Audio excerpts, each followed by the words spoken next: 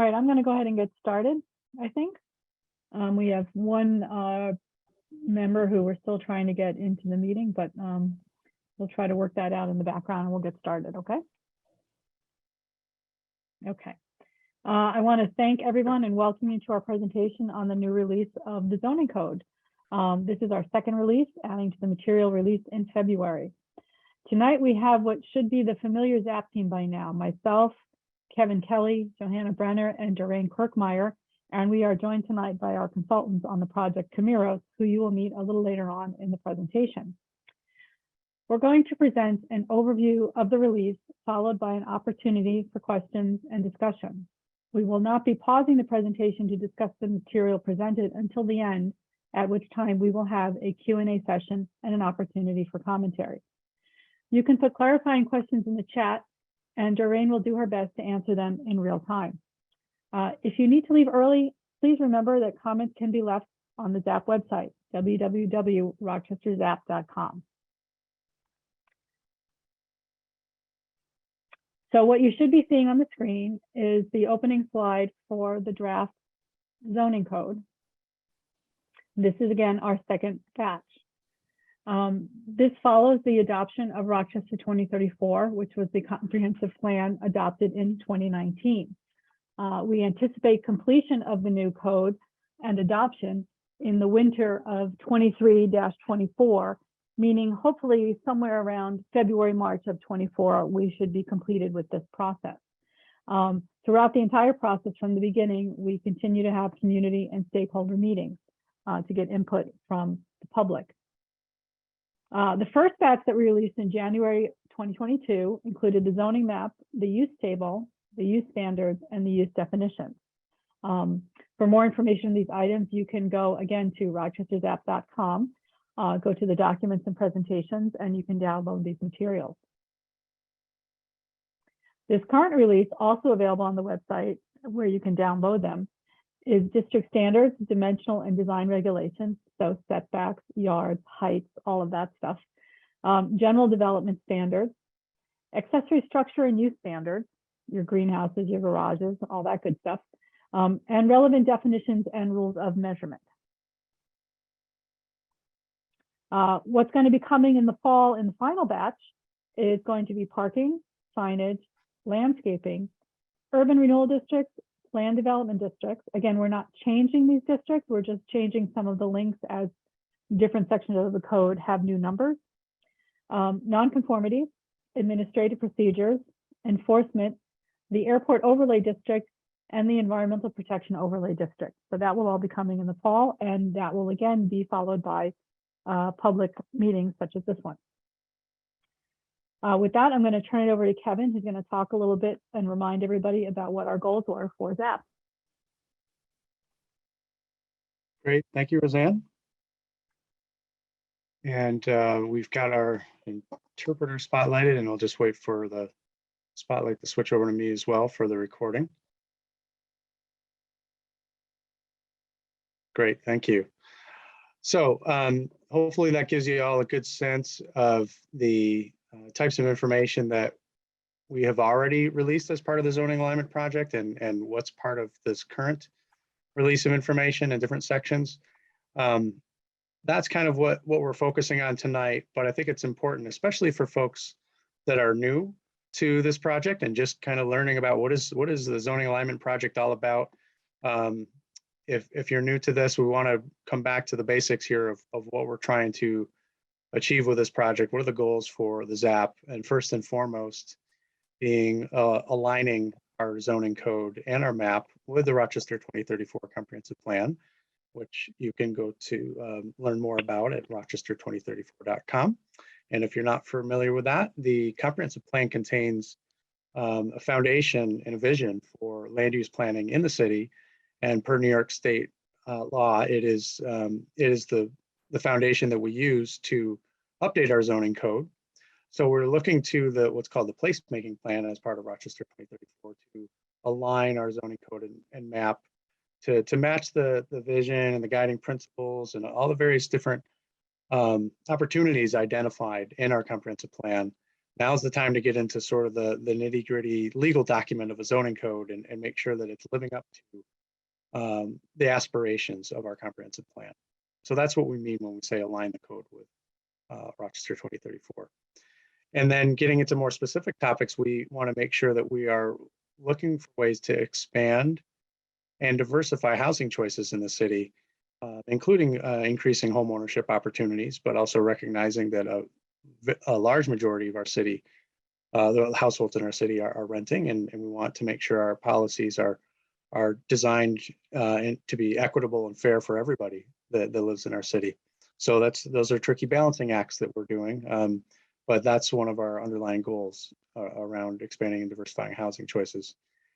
We're also, as we draft this new zoning code, are looking for ways to increase economic opportunity and, consistent with the comprehensive plan, fostering population growth that we believe is necessary to support our local businesses. Or right now, I'm sure, as all of you know, our local businesses struggle at times because we just don't have the critical mass of folks living close to those businesses to support them and make those business districts as vibrant as we would like.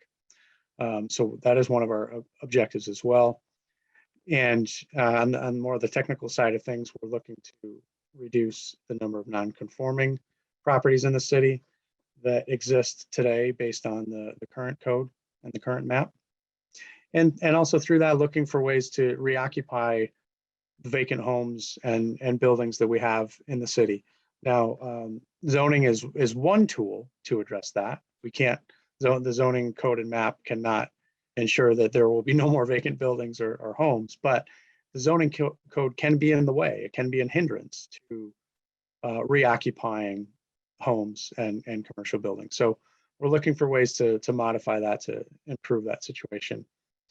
We're also trying to be very mindful of the intersection, if you will, between transportation and land use and the policies that we have for both of those, and making sure that the land use policies that we have and the zoning districts that we have in the city are aligned with the RTS transit corridors that we have. So promoting just a little bit more density, allowing for a little bit more density along those transit corridors, and encouraging folks that need or choose to use transit to have more options closer to those transit lines.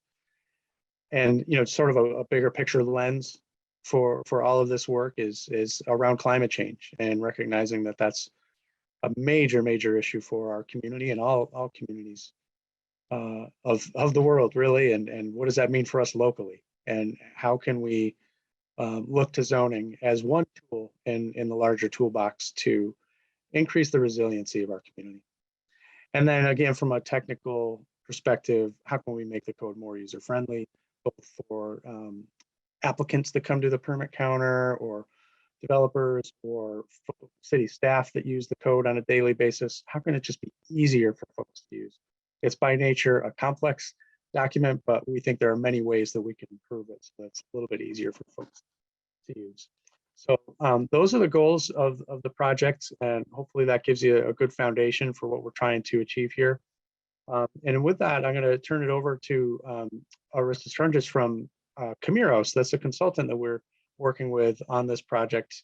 They have a great deal of experience around the country, and we've been working with them for over a year now, and have received sage wisdom and advice from them. And we look forward to their participation in this meeting tonight, and all the work that they're doing right now. So with that, I'll turn it over to Arista. Okay, well, thank you for that introduction, Kevin. As Kevin stated, we are Camiros. We are a planning and zoning firm. We're located in Chicago, Illinois. We've been around for a long time, since about 1976, and we are a multidisciplinary firm. So we do planning work, we do economic development, we do downtown plans, but we do also do a significant amount of zoning. It's about half the practice. We've worked all over the country, places like Charlotte, you see here highlighted, Charlotte, Baltimore, Providence, New Orleans. And we've also done some recent work in New York State, and that includes working on the Buffalo Green Code, which some of you may be familiar with if you read zoning ordinances in your spare time. Saratoga Springs was a recently adopted UDO that we just finished, and we did some work for Rome, New York. I am joined in this project by Chris Jeanette, the Deputy Project Manager. So when you're looking at our names aren't Arista Camiros and Chris Camiros. We are both principals at the firm. I'm one of the partners at the firm as well. And we really do have the firm zoning practice. Next slide. So a quick refresher, as indicated today, we are talking about the zoning districts. That's the main bulk of our discussion tonight. And as you can see here, what we're trying to do now is relate the land use categories of Rochester 2034 with what's in the zoning ordinance. So you see here open space. The next is the residential, looking at low, medium, and high. Then a whole series of mixed use districts that change in scale. So you have boutique mixed use, neighborhood mixed use, flexible mixed use, and then to the downtown, which is kind of its own special district. And then the other districts, the regional commercial, your existing village centers. There's now an industrial district, planned development, which is one of the districts, but we're not quite talking about that. As Roseanne indicated, that's coming in the second batch. And then the overlay districts for overlay commercial and overlay vehicle. I see I beat the slide to that one. So structural changes to the code. Again, as we said, we're really trying to reflect the policies within Rochester 2034 to the extent that zoning implements comprehensive plans. As Kevin even indicated, there's a lot of other things that go on to achieve many of those goals, but zoning's a key one. What we've done is moved away from, if you're familiar at all with the current ordinance, the citywide design standards, the citywide design guidelines. We've actually moved to be a little bit more thoughtful about how those are applied, and applied design standards within either the dwelling types, say for single family, or within the districts themselves, like the downtown or the boutique mixed use, really making sure that we're addressing the form and character that's within each of those districts. So it really becomes a whole set of design standards, less prescriptive and more tailored to what's actually happening within those districts. As I said, we moved from guidelines to standards to make it a little more objective as folks are looking through the ordinance and trying to see what they can do. And then finally, there's a new format and organization. We use a technique in here that we've called compartmentalization. It's probably a made-up word that we've been saying for over 20 years, but nonetheless, it's a word that we like to use. And really, that's just putting things in kind of logical spots. So really the idea is all the parking regulations would be found together. All the sign regulations would be found together. The district design and dimensional standards are all together in the major land use categories, such as residential or mixed use. So it's really a way to find everything that's related to the aspect of development that you're looking at within those sections. What you'll also see within the code is a lot of graphics. We're really trying to help explain the concepts and regulations that are contained within there, really trying to give people a sense of what we're hoping to achieve. So residential districts.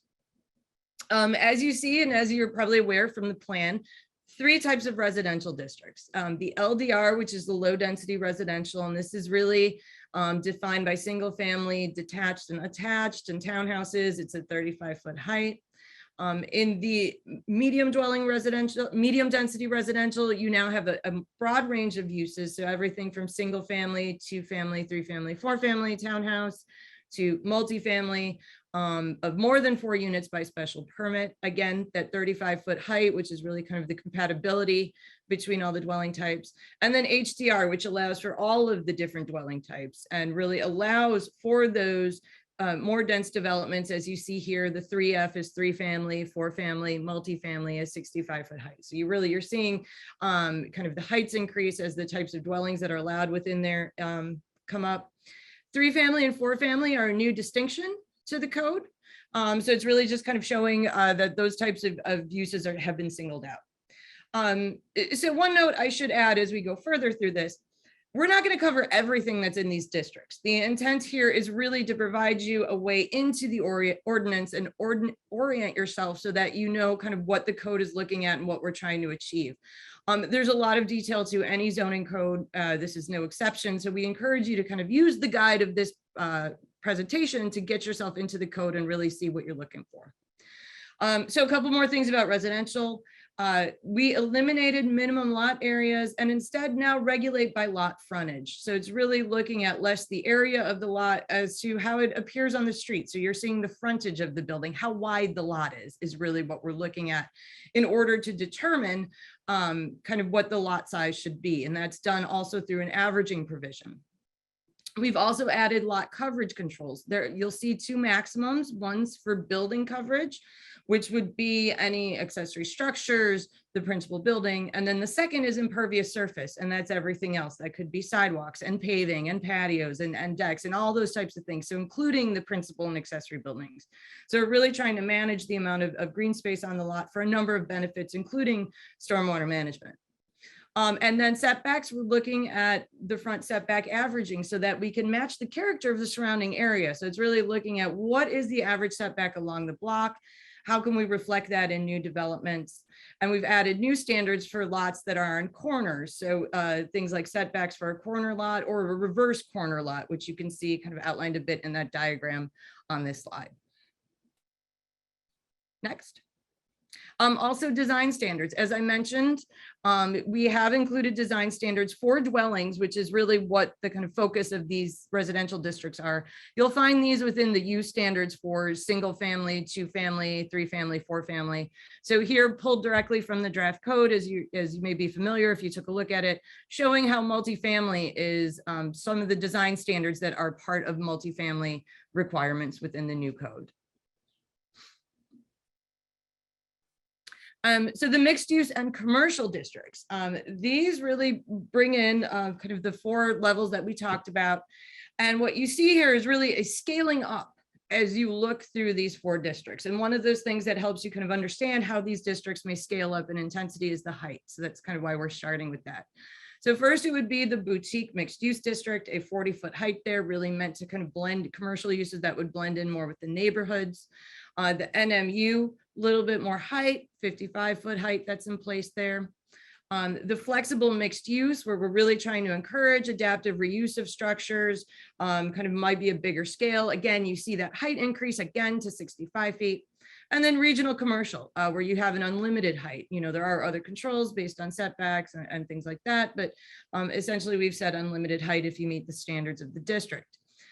One of the important things is we understand a city like Rochester has a lot of transitions, and you've got commercial that's coming right up against residential. So we want to make sure that we're addressing that with some sensitivity.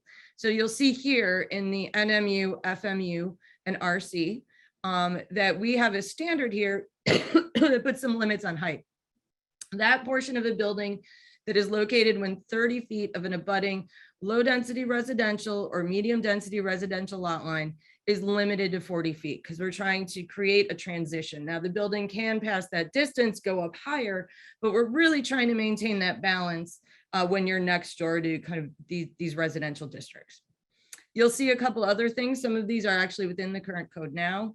What we've looked at, a new addition would be the maximum building length along a street. So this is really controlling multifamily dwellings and how long they can be, so you don't get these kind of block long buildings that are very imposing.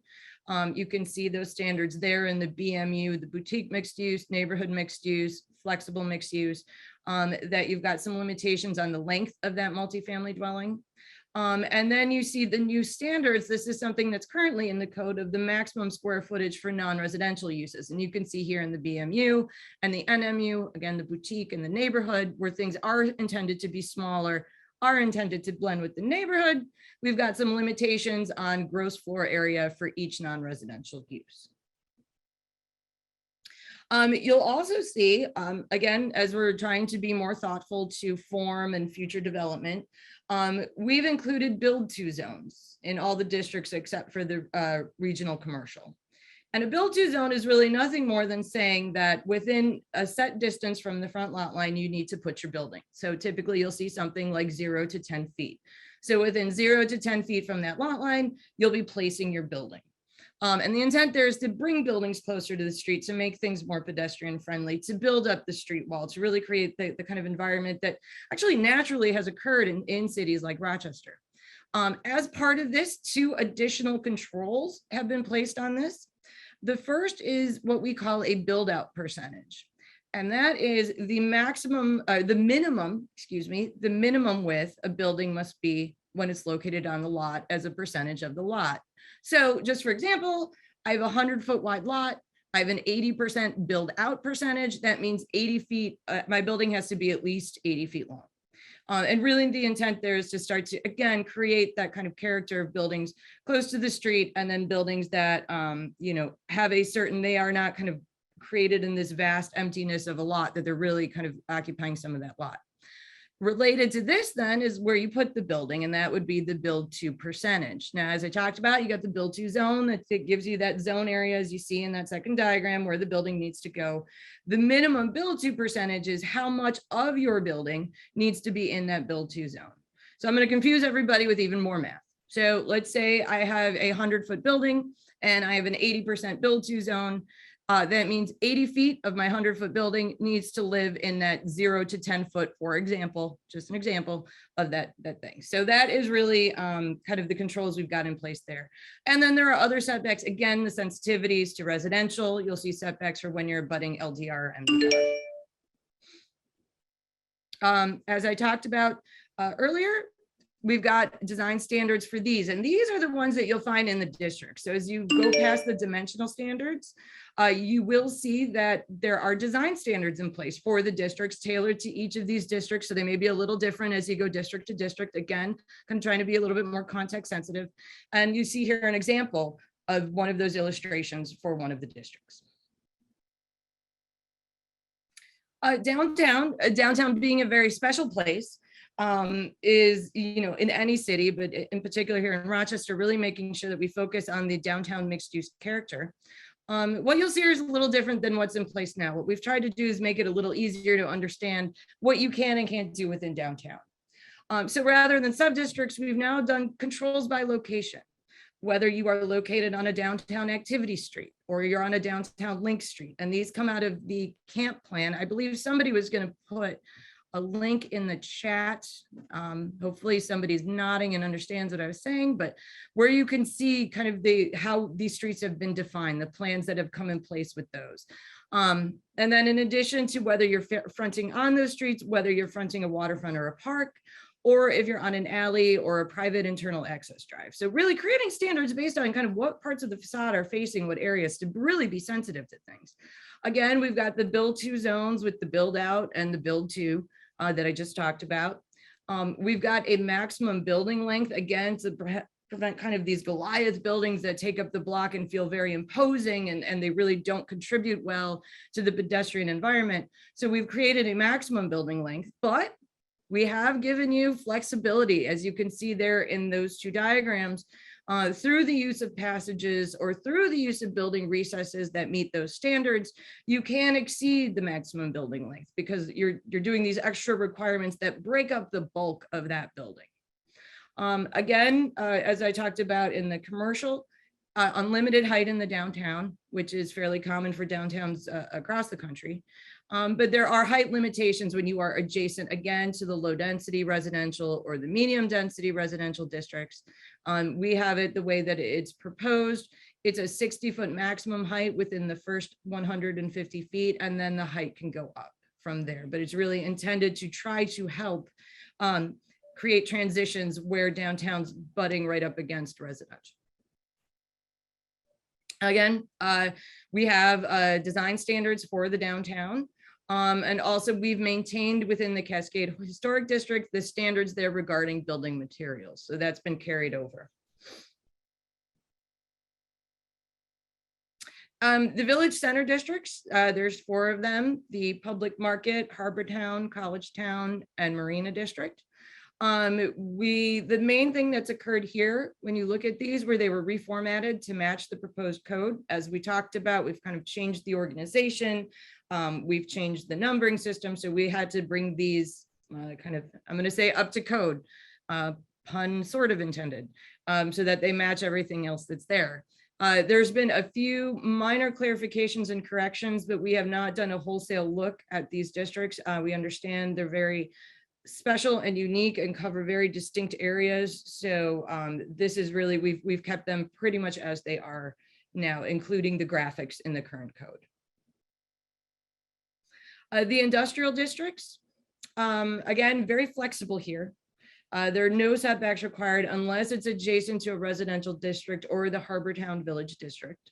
There is no height limit in place.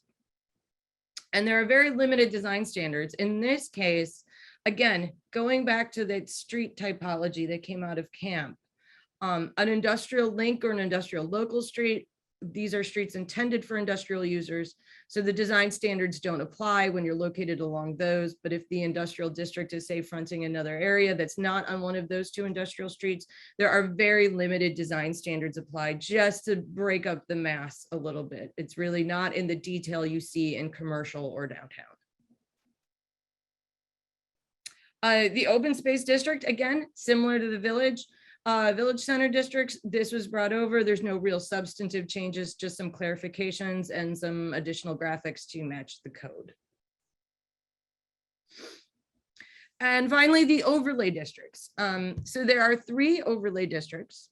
Currently, what we've done here in the current draft is the OC overlay commercial district. This has combined the existing office overlay and the boutique overlay districts that are in the current code. And as you may be familiar with those allow for small scale commercial uses in residential neighborhoods. So you see here the limitations that we've placed on them. There's a limit on the size. There's a limit on the amount of people that can be in them per occupancies. There's limits on hours of operation within this overlay district and on the loading and unloading hours on this district because they are kind of snuggled into the residential areas. There will be the airport overlay district. Again, this is really related to, flight and safety hazards, making sure those are taken care of. This is currently being reviewed by the county. So obviously, as you saw, there's just a placeholder there. We haven't received any materials just yet. And then finally, a new district, the overlay vehicle district. This is really addressing something that's been going on in Rochester that we wanted to build into the code. It provides additional areas for vehicle-related uses to locate where they have historically been successful, but really probably would not be appropriate for zoning to a regional commercial or a flex mixed use. They're just different. These would allow for vehicle repair, vehicle bodywork, and vehicle sales. So it really is vehicle focused. There's some fencing, setbacks, and screenings required that are special to this district. And so because of the nature of how these things operate, there's exemptions from the underlying district having a build-to line or a build-to zone or the front and corner side setbacks. Those new things are built into the overlay district standards. So then the next chapter you'll see, we know everybody's had a chance to look at uses from the first batch that was released. So this is new. This is the general development standards. And these really cover a bunch of things that apply more broadly that we need to, make sure people are aware of. So you'll see, we'll go through each section of this one.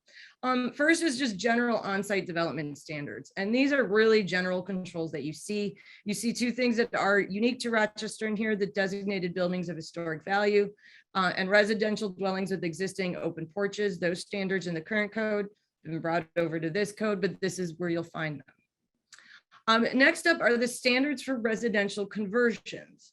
And so this has basically been some work we've been doing on current standards related to this. So as we look at it, it is conversions of existing buildings to increase or decrease the number of dwelling units when you're in the LDR, MDR, and HDR. In the LDR, what we have said is any residential conversion would require a use variance. And then once that is, once that's kind of moving along, if the conversion doesn't meet the standards of that section, then an area variance would be required. In the MDR and HDR, medium density, high density, residential conversions up to 4 units are allowed that meet the standards of residential conversions in this chapter, in the general development standards. If it doesn't, then both a use variance and an area variance are required. So what you'll see is we have minimum unit sizes based on the number of bedrooms. We've proposed basically what's in the current code, a minimum building size of 1,500 square feet, again, kind of based on what's in the current code. A minimum lot area. These have been changed now. For 2 units, it's 4,000 square feet of lot area. And for 3+ units, it's 6,000 square feet. This was changed, as you see there, from 6,000 and 9,000 square feet respectively. And parking, which, just to say, the parking chapter is coming in the next batch, that any of these conversions must comply with the parking requirements for the district in which they're located in. So that really is kind of in a bit of a nutshell, the residential conversions. We encourage you to, again, we're just providing the guide into this document, encourage you to read through that section if conversions are something of importance to you and a concern. So we want to make sure you go take a look at those. Exterior lighting standards. There's some basic standards for non-residential, mixed use, and multifamily developments. Sorry, I triggered my own Siri. Stop. All right, shuffling music from your lap. I am so sorry. I have a horrible HomePod. I don't know why it's talking. So then we have fences and walls. We've looked at residential and village center district standards. And in the non-residential, we have allowances for 6-foot fences along a street when 80% is open, or a 3-foot solid wall, 8 feet when not located along a street. This is an error in the code. We caught this when we were putting together the PowerPoint. We talked about the allowances for fences along a street in the non-residential districts. I realized we never made it clear that 8-foot fences would be allowed in other yards. So apologies for that. Just keep that in mind. We've got it on our radar that needs to be corrected. We've also got provisions for refuse and recycling containers, for mechanical equipment, and also for permitted encroachments. And for permitted encroachments, that is the table that you see there on the right-hand side. These are permitted encroachments into required setbacks. And what this means is that these are things that are allowed to encroach to some degree or to extend into or over a required setback. Kind of the easiest one to kind of think about is eaves. So you've built your home to the minimum setback. You're allowed a certain level of encroachment of an eave to kind of go into that required yard. So it allows for architectural creativity because you're not forcing everything into a much tighter building envelope. You're giving a little bit of flexibility to create things like bay windows and chimneys and eaves and balconies. So that's really the point of encroachments. And similar standards are in place now as well. And then finally, very basic performance standards related to things like noise and odors and glare. So really looking at it that way. And then finally, accessory structures. We've created a whole set of general regulations for accessory structures, things like their location, their maximum height, their size, where they sit on the lot. So really just kind of covering the bases in terms of what, where your accessory structures can go. And then we know that some of them have a little bit more nuance to them. So these are the ones that you see here that have specific controls on them. It's everything from apiaries and aquaculture to detached garages and solar panels and wind turbines. And so these are all kind of have some specific standards built into them. But again, if you kind of don't fit into any of these specific ones, there's the general regulations to help control what happens there. And definitions and measurements. So this is the last chapter that you'll see in this batch of releases. We are starting to define all the general terms. And so what you'll see in there it's a limited set of general term definitions because we're only doing them related to the chapters that were released. So that's going to build and build as we do parking, as we do signs, as we do landscape, the general terms will build.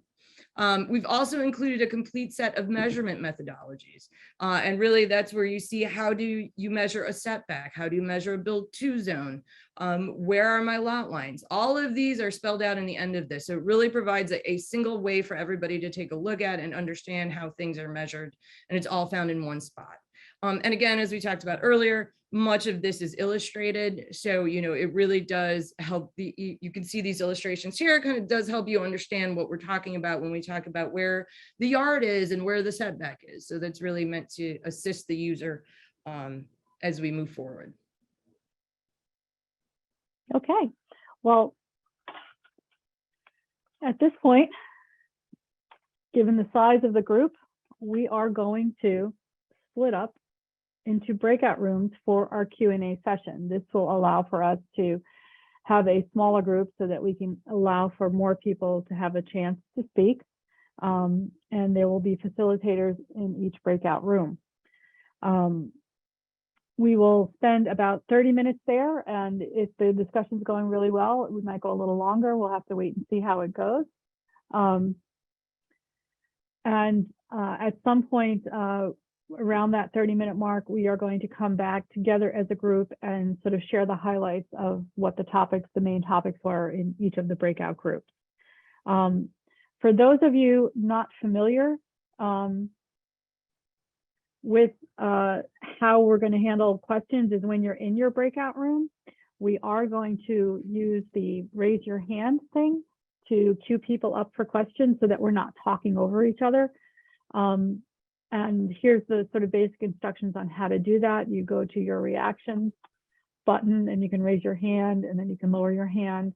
Or if you prefer, you can click here and put something in the chat, and there'll be 2 of us in each room. So one of us will be trying to keep an eye on the chat and make sure that we're getting all the questions. I will also remind you that, if you're shy and you don't want to ask questions, or you have to pop out early, or you just need some time to think about the stuff that we've been talking about tonight, please always remember that you can add comments later on the ZAP website, www.rochester.zap.com. And I'm going to say this a lot during the course of the meeting tonight. And with that, I think I am going to stop sharing. Roseanne, Yep. could I add a couple of things there? Oh, absolutely, Kevin, go ahead. Just 2 sort of housekeeping things. One, for those of you that are viewing this recording later via the city's website or YouTube, thanks for tuning in. I don't believe the recording will continue for the breakout rooms, but hopefully this presentation gave you a good sense of what this project's all about and the information that's being released. Please go to the website to learn more. And then the second thing is, again, thank you to Alana, our ASL interpreter, for joining us tonight. We can continue to have Alana stay with us in one of the breakout rooms if anyone that is tuning in right now requires ASL interpreting services. So if you happen to need that, do you mind just dropping a yes, please in the chat, and then we can make sure that Alana goes into your breakout room. I think that's how we would handle that. Does that sound right, Roseanne? That sounds good. And I'm gonna just stop sharing for a moment. Okay. And now I believe if we are ready, we're all going to magically disappear into our breakout room. All right, here we So go. we will see you there. Thanks, everyone.